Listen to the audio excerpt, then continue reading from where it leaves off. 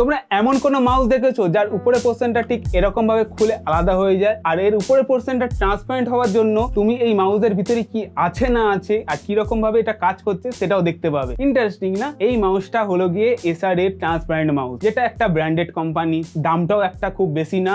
তার সাথে এই মাউসে রয়েছে অনেক ধরনের ফিচার যেটা তোমাদের ডেলি লাইফে অনেক কাজে আসতে পারে। আর এই মাউসটাকে আমি 1 থেকে 1.5 মাসের উপরে ব্যবহার করছি, তো আমার কি এক্সপিরিয়েন্স সেটা আমি তোমাদেরকে ডিটেলসে আজকে বলবো।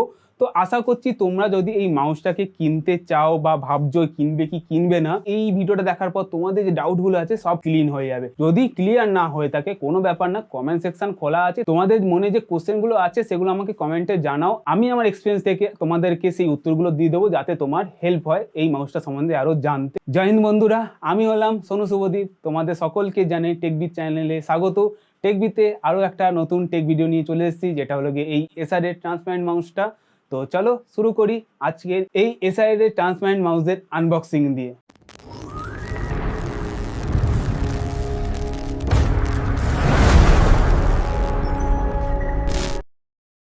তো এটা হলো গিয়ে এই মাউসের বক্স, যেটা এমন কোনো কিছু ইম্পর্টেন্ট জিনিস নেই, বাস একটা ছোট্ট মাউস কম্প্যাক্ট ডিজাইনের, যেটা একটা ছোট মাউসের জন্য এনাফ, দরকার নেই বেশি কিছু।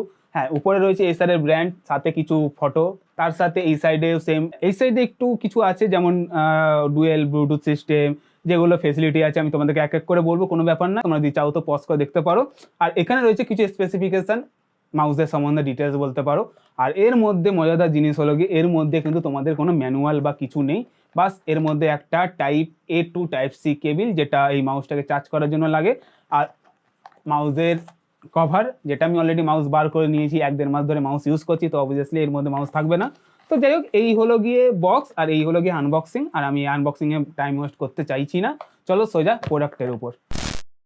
তো সবার প্রথমে যদি আমি এই মাউসের ডিজাইনের দিকে আসি, দেখো এই যে এই মাউসের ডিজাইন, এই মাউসের ডিজাইনটা কিছুটা ইন্সপায়ার বলতে পারো অ্যাপেলের মাউসের থেকে, কারণ বেশ সিল্কি আছে, বেশ কম্প্যাক্ট আছে। তোমাদের যে হাতের থাম, সেটাও তো কোনো সমস্যা হবে না, ইজিলি তোমরা এটা গ্রিপটা তোমাদের ভালো হবে এবং তাতে তোমাদের কাজেরও সুবিধা হবে। আর রইলো এখানে প্লাস্টিকের কোয়ালিটি, এখানে প্লাস্টিকের কোয়ালিটি যথেষ্ট ভালো। আর ট্রান্সপারেন্ট প্লাস্টিকের কোয়ালিটি তোমরা এখানে পাচ্ছ, যেটা ইজিলি তোমরা এখানে মুভ করতে পারবে, পরিষ্কার টরিষ্কার করতে হলে করতে পারবে। আর এখানে রয়েছে 3টে ম্যাগনেট, যেটার সাহায্যে এই মাউসটাতে তোমরা এই ট্রান্সপারেন্ট যে কভারটা আছে সেটা ইজিলি অ্যাটাচ করতে পারবে, ডিসঅ্যাটাচ করতে পারবে, তোমরা তোমাদের মতন হিসাবে করতে পারো। আর এখানে একটা এসআরের লোগো দেখতে পেয়ে যাবে। তার সাথে তোমাদের যদি আমি এই মাউসের একটা জিনিস বলি, দেখো এখানে ইজিলি তোমরা কিন্তু এই যে প্লাস্টিকের কোয়ালিটি নিয়ে তো কোনো ব্যাপার না, কিন্তু এখানে তোমরা যখন হাতে, অবশ্যই এটা হাত দিয়ে কাজ করতে হয়, তো হাতের ছাপ কিন্তু এতে মাউসের এই জায়গাগুলো পড়বে, সবসময় একটু ক্লিন করে রাখতে হবে। আর বাকি এই মাউসের যে প্লাস্টিকের কোয়ালিটি এনাফ, কোনো প্রবলেম নেই, একদম ঠিকঠাক কোয়ালিটি তোমরা কিন্তু এই মাউসে পাবে, বিকজ এসার অবশ্যই তারা তাদের কোয়ালিটি মেনটেন করে। তো এবার আসি এই মাউসের ফিচার্স।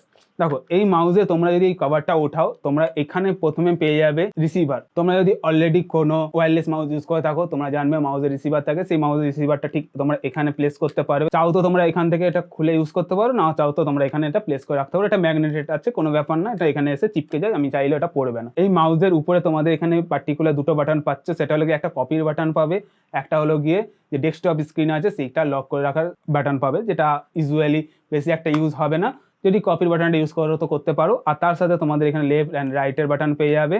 আর তার সাথে তোমরা এখানে পাবে একটা মেটাল হুইল, খুব সুন্দর, তোমাদেরকে একটা ম্যানুয়ালি কিন্তু ফিডব্যাক তোমরা এই স্ক্রলটা যখন করবে তখন পেয়ে থাকবে। তার সাথে তোমরা যদি এখানে লক্ষ্য করো, এখানে তোমরা 4টে এলইডি পাবে, যেটা হলো গিয়ে এখানে এই মাউসটার যে ব্যাটারি ইন্ডিকেট করে, যে কত কি ব্যাটারি এর পার্সেন্টেজ আছে সেটা দেখায় এখানে। তার সাথে এর তলে একটা লাইট আছে, যেটা যখন কানেক্ট হয় মাউসটা তখন এর মধ্যে একটা 8GB লাইট জ্বলতে থাকে, যেটা যখন কানেকশান হয়েছে কি হয়নি সেটা দেখায়।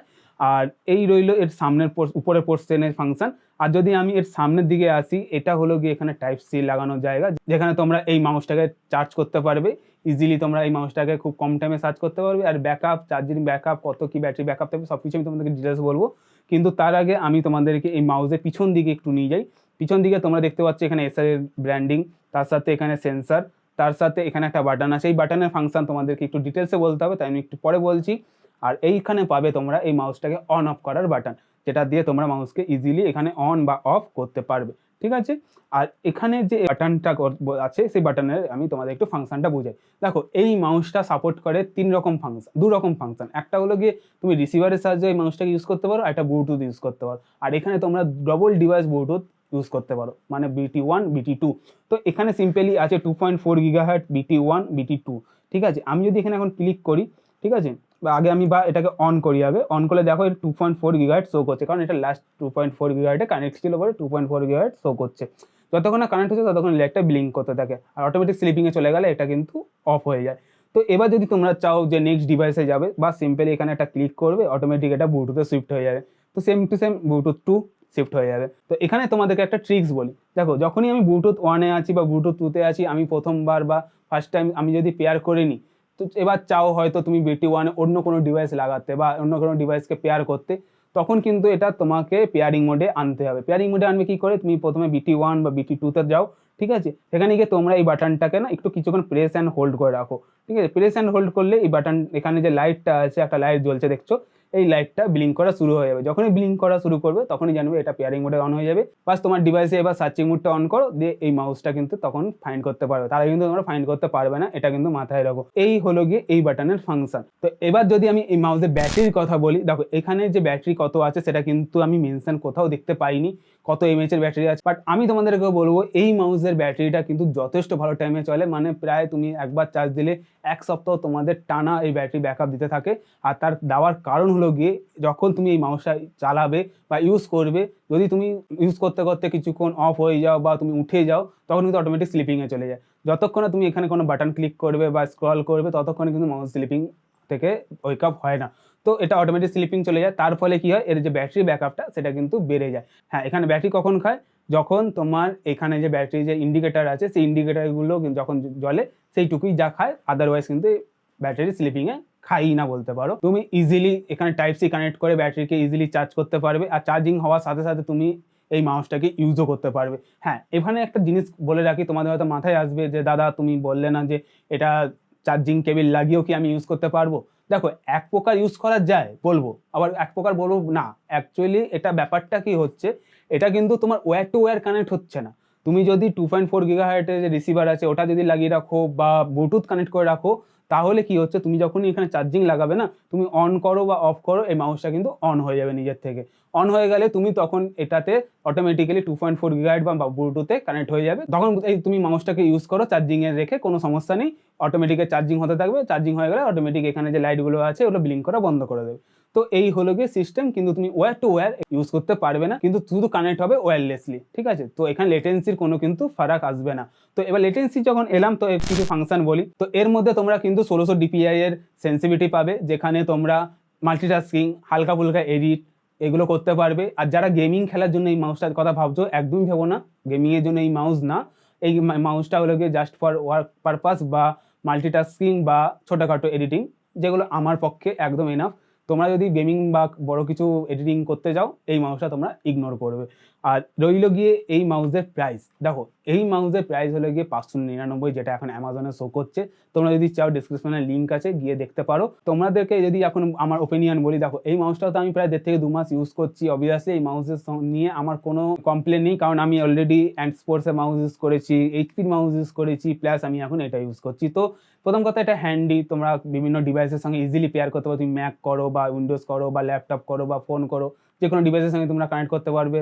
তুমি রিসিভার লাগাও না লাগাও কোনো ফারাক পড়ে না। তার মধ্যে একটা আলাদা ডিজাইন আছে, কুল লুক আছে। যখন এই মাউসটা অন হয় তখন 8GB লাইট জ্বলে, বিভিন্ন ধরনের এখানে এলইডি আছে, আলাদা একটা লুকস তোমাদেরকে প্রোভাইড করে। তো সব দিক দেখতে গেলে এই মাউসটা ভাই একদম A1 মাউস আছে, তোমরা চাইলে এটা নিতে পারো, কোনো সমস্যা নেই, তোমার টাকা ওয়েস্ট হবে না। আর বাস এটাই হলো এই মাউসের সম্বন্ধে ডিটেলস। এতটা এসেই গেছে যখন, সাবস্ক্রাইবটা করে নাও। আমি কিন্তু পুরো ভিডিওতে একবারও তোমাদেরকে সাবস্ক্রাইব করতে বলিনি, বাট এতদূর এসেছে যখন, সাবস্ক্রাইবটা করে যাও। আর হ্যাঁ, ভিডিও পছন্দ হলে লাইকটা করতে কিন্তু ভুলবে না। আশা করছি তোমাদের এই মাউসের সম্বন্ধে ডিটেলস পুরোপুরি ক্লিয়ার হয়ে গেছে। যদি এখনও কিছু ডাউট থাকে অবশ্যই কমেন্ট করো, পছন্দ হলে লাইক করো। দেখা হচ্ছে পরবর্তী ভিডিওতে। জয় হিন্দ, নমস্কার, ভালো থাকবে।